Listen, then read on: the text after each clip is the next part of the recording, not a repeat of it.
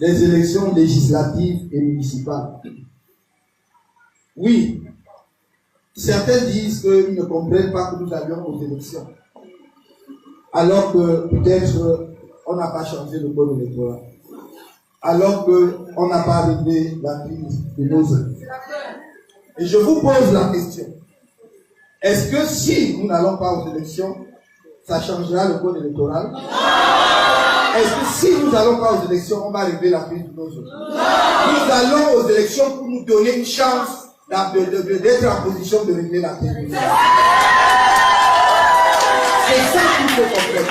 C'est pour ça que nous sommes allés aux élections en 2018. Et c'est pour cela que nous irons aux élections, s'ils tiennent ces élections, en 2020.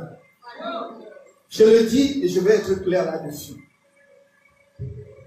La politique du boycott en matière électorale n'a jamais payé nulle part. Si vous n'allez pas aux élections, ils vont bricoler leurs élections entre eux.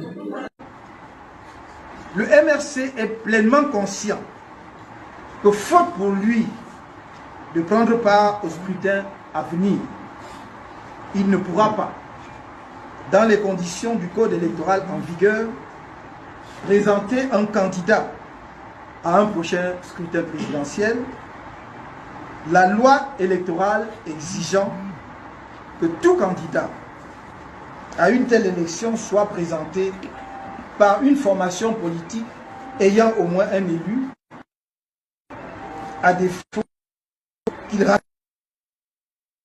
la nature de personnalité dont on sait qu'elles sont pour les inféodées au régime.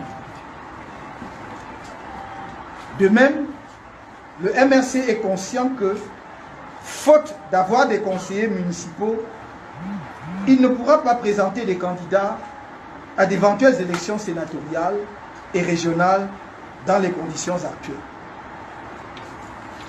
Pourtant, malgré ces constats cruciaux, le MRC a décidé de ne pas prendre part aux élections législatives et municipales du 9 février.